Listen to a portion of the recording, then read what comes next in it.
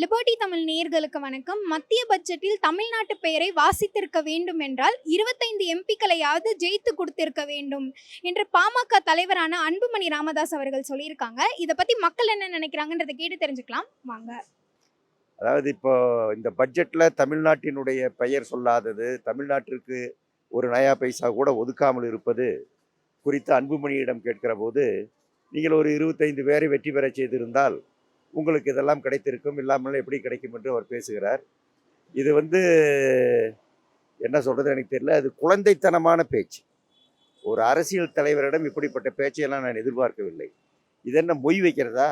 நீ எனக்கு இத்தனை சீட்டு கொடுத்தேன்னா உனக்கு இத்தனை ரூபா காசு கொடுப்பேன் அப்படின்னு சொல்கிறதுக்கு இது என்ன குடுக்கல் வாங்கல் பிரச்சனையா? இது அரசியல். அரசியலில் மக்கள் யாருக்கு ஓட்டு போடுறாங்களோ அதை ஏற்றுக்கிறோம், மக்கள் குரலே மகேசன் குரல் என்றெல்லாம் ஒரு பக்கம் பேசுகிறாங்க. இப்போ மகேசன் தான் சொல்லியிருக்கான் இந்த 40 சீட்டு உனக்கு இல்லைன்னு. அதுக்காக இவனுக்கு கொடுக்க வேண்டிய பணத்தை கொடுக்க மாட்டேன் அப்படின்னு மத்திய அரசு சொல்லுவதை எப்படி அன்புமணி நியாயப்படுத்துகிறாரு என்பது ரொம்ப ரொம்ப தவறான ஒரு அணுகுமுறை. நாளைக்கு இன்னைக்கு அவர் பேசியிருக்கிற இந்த பேச்சுக்கு எதிர்காலத்தில் எல்லா நேரங்களிலும் அவர் பதில் சொல்ல வேண்டியிருக்கும். அவ்வளவு குழந்தைத்தனமான பேச்சு இது என்பதுதான் என்னுடைய கருத்து. 39 இல்லையா, 39 + 1 40 சீட்டு வெற்றி பெற்று கொடுத்தா கூட அவரால் ஒன்றும் பண்ண முடியாது. தமிழனுக்கு முன்னுரிமை இல்லைன்னு நான் நினைக்கிறேன். ஏன்னா மத்திய அரசு ஹிந்தி திணிப்பு எடுத்துகிட்டு வராங்க நினைக்கிறேன். அன்புமணி ராமதாஸ் ஜாதி அரசியல் பண்ணுறாருன்னு நான் நினைக்கிறேன். நான் சொல்லுவேன்ல, நாங்கள் சொல்லுவோம்ல, யார் சொல்கிறது? அன்புமணி ராமதாஸ் அப்பா அன்புமணி ராமதாஸ் அப்பா ராமதாஸ் சொல்லுவாராமா? மோடி சொல்லணுமா இல்லை ராமதாஸ் சொல்லணுமா? அதாவது ஒரு முட்டாள்கள்கிட்ட போய் பேசுகிறதே தரக்குறையான விஷயம். தமிழ் இனத்தின் மீது ஒரு போர் தொடுத்து தமிழனை அழிக்கிறதுக்காக மோடி பண்ணுறான். அதுக்கு நிர்மலா சீதாராமன்றது ஒரு பொம்பளை, ஒரு ஐயர் பொம்பளை இங்கேருந்து அங்கே போயிட்டு அந்த பொம்பளை உடந்தையாக இருக்குது. ஏன்னா திருக்குறளை சொல்லி ஆரம்பிக்கிறவன் இந்த விட திருக்குறளே பேசலையே. அவன் திருக்குறளை சொல்லி பட்ஜெட் ஆரம்பிக்கலையே. இவனுக்கு சொல்கிறானுங்க, இவங்க 25 சீட்டு வேறு திருப்பி கேட்குறானுங்க. இது என்னன்னா தமிழன் மீது ஒரு பயங்கரமான வன்மம். இப்போ இல்லை, தொண்ணூறு இல்லை, இது ஆதியிலேருந்தே நடக்கிறது. தமிழுக்கு எதுவுமே செய்ய மாட்டாங்க, தமிழ் எதுவுமே பண்ண மாட்டாங்க. ஆனால் 25 சீட்டு வேணும்னு அவருடைய அடிமைகள் இங்கே கூவுது. அடிமைகள் கூவுறதுக்கு நான் ஒரு அர்த்தமே கிடையாது. இவங்கெல்லாம் என்ன பண்ணுறா, 25 சீட்டு உனக்கு வேண்டாம், நீ நின்று ஜெய் வாங்கு, உனக்கு தான் ஒன்றுமே இல்லையே, நீ எப்படி செய்வ? நீ ஒரு ஃபாதர் அண்ட் சன் 2 பேருடைய கட்சி, அப்பா பையன் கட்சி அது. ஏன்னா அவங்களுக்கே அவர் எதுவும் செய்யலை. இதில் மோடியை போய் அவர் பார்த்து கேட்குறாரு, நாங்கள்லாம் சேர்ந்தா 25 சீட்டு கொடுங்க, மக்கள் உங்களை விரும்பலை ஐயா, உங்களை எவ்வளோதான் கொட்டினாலும் நீங்கள் தலைவிங்கிறீங்க, என்ன தயவு செஞ்சு நீங்கள் வாங்கி கொடுங்க. தமிழ்நாடு பேரை உச்சரிக்க 25 சீட்டு வேணுமா? என்னடா இது அநியாயமாக இல்லை? ஒரு அக்கறமாக இல்லை? மக்கள் மத்தியில் எல்லாம் சிரிக்கிறோம். இந்த நூற்றாண்டில் பெரிய ஜோக்கரே இந்த ஆள் தான், அன்புமணி ராமதாஸ் தான். ஏன்னா ரொம்ப அந்த ஆளுக்கு எப்படியாவது நம்ம ஆட்சிக்கு வரணும், அன்புமணி என்ற நான் அப்படி தலை தூக்கி நிற்கணும். என்னப்பா அதெல்லாம் ஒன்றும் நடக்காத கதை. ஏன்னா உங்கள் அப்பா 36 வருஷமாக கிழவனாகி போயிட்டாரு, அடுத்து இவரும் கிழவனாகி தான் போயிட்டு இருக்கணும். மோடிக்கு சப்போர்ட் பண்ணாதீங்க தயவு செஞ்சு. தமிழ்நாட்டை வஞ்சிக்கிறவன் இந்திக்காரனுக்கு சப்போர்ட் பண்ணுறவன் தமிழினத்துக்கு பெருங்கொண்ட துரோகி. இந்த துரோகிகளுடைய லிஸ்ட்டில் அன்புமணி ராமதாஸும் அவங்க அப்பாவும் சேர வேணாண்டு தமிழக மக்கள் எதிர்பார்க்குறாங்க. அதாவது அரசியல் அப்படின்னா இந்த கட்சி அரசியல். நான் இந்த கட்சியோட கூட்டில் இருக்கேன், ஆகவே அந்த கட்சி தப்பு பண்ணாலும் கூட தப்புங்க, இதை சரி பண்ணிக்கங்க அப்படின்னு கூட நான் சொல்ல மாட்டேன். அவங்க சொல்கிறதுக்கெல்லாம் முட்டு கொடுத்துக்கிட்டு இருப்பேன். அப்படிங்கிறதுக்கு பேர் அரசியல் கிடையாது, அது கெட்ட அரசியல். நீங்கள் நண்பனாக இருந்தாலும், தந்தையாக இருந்தாலும், மனைவியாக இருந்தாலும், இப்போ நான் இப்போ புராணத்திலே ஒரு கதை சொல்கிறேன்னே, தந்தைக்கே புத்தி சொன்ன முருகன்பாங்க. யாருக்கிட்ட எதை கேட்க வேண்டியதுன்னா கேட்டுத்தான் ஆகணும் அப்படிங்கிற மாதிரி. அப்படி இருக்கும்போது மக்கள் இதை சொல்கிறாங்கங்கிற போது அவர் இதை ஒத்துக்கணும். கட்சி கூட்டு அப்படிங்கிறத மனசில் வச்சுக்கிட்டு எப்படியாவது முட்டு கொடுக்கணும், இடித்துரைக்கிறதை தவிர்ப்பது. திருவள்ளுவர் என்ன சொல்கிறாரு? இடித்துரைத்தலை இல்லாத ஏமரா மன்னன் வீணா போயிடுவான் அப்படிங்கிறது தான். இப்போ மோடியை நீங்கள் கொஞ்சம் இடித்து சொல்லுங்கள், இது நல்லது இல்லைப்பா, இது இப்படிலாம் பழிவாங்க நினச்சேனாக்கா வேலைக்கு ஆகாது அப்படின்னு நீங்கள் சொல்கிறத விட்டுவிட்டு முட்டு கொடுக்க போனீங்கன்னாக்கா என்ன அர்த்தம் அப்படிங்கிறத நான் கேட்குவேன். அவர் அந்த கூட்டணியில், அவங்க பிஜேபி கூட்டணியில் இருக்கிறதுனால அவர் அந்த வார்த்தையை சொல்ல வேண்டியது. அது மாதிரி ஒரு 25 தொகுதி வெற்றி பெற்றா நமக்கு இதெல்லாம் கிடைச்சிருக்கும் அப்படின்ற அவர் ஆதங்கத்தை சொல்கிறார். ஆனால் அதுக்கான வாய்ப்பு இல்லைன்றது அவருக்கே தெரியும். இந்துத்துவ கொள்கையில் நடந்துக்கிறதுனால இங்கே வந்து தமிழக மக்கள் வந்து ஏற்றுக்க மாட்டாங்க.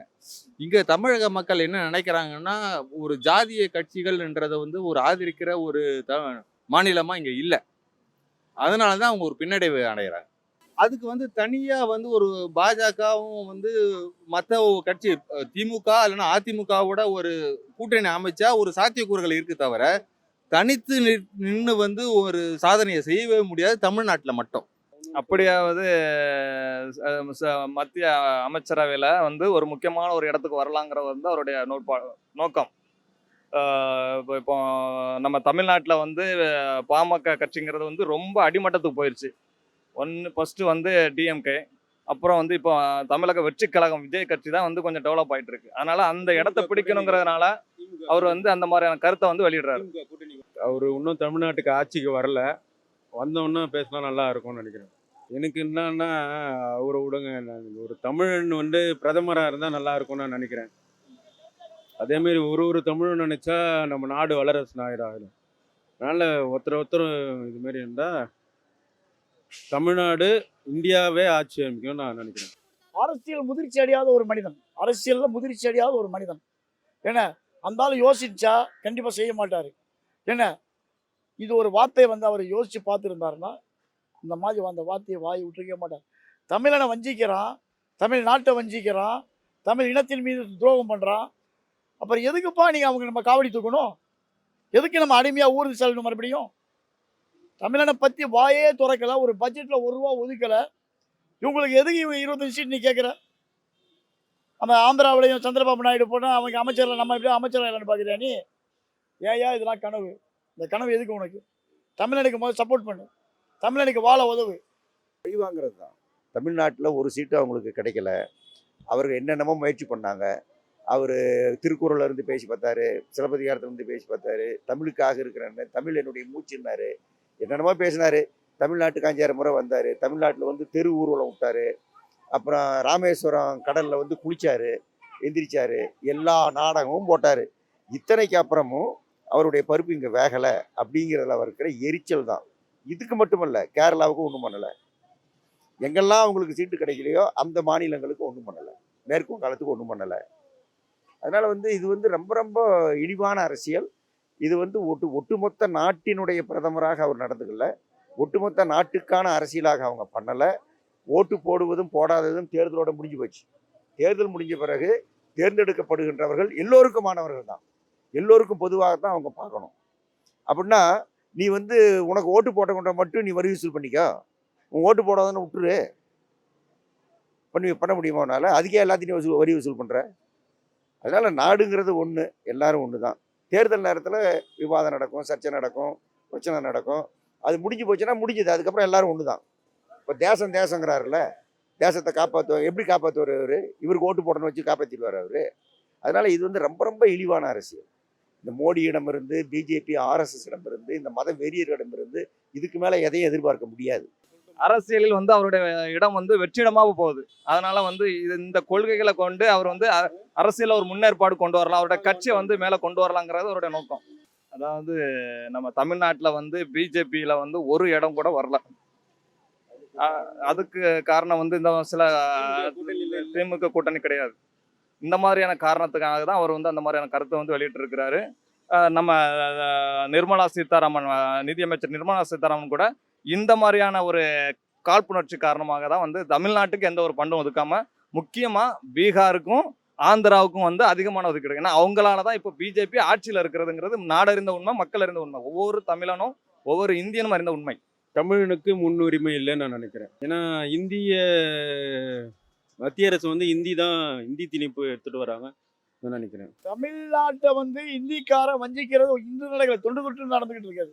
இது நடந்துக்கிட்டு தான் இருக்குது. நம்ம போராடி தான் ஒன்னொன்னே வாங்க வேண்டியது இருக்குது. என்ன இப்போ வந்து சுத்தமாக புறக்கணிச்சிட்டானுங்க, அவ்வளோதான், யாருமே இல்லைன்னு சொல்லிட்டு. ஏன்னா இங்கே இருக்குமானுங்களா ஏவல் அடியால் அண்ணாமலா எச் ராஜா அவன் இவன்லாம் கேட்கலாம்ல, இவங்கெல்லாம் கேட்டு பேசலாம்ல. ஏப்பா எங்களுக்கு ஒதுக்கீட்டு கத்தலாம்ல இவங்க, அப்போ எப்படி கட்சி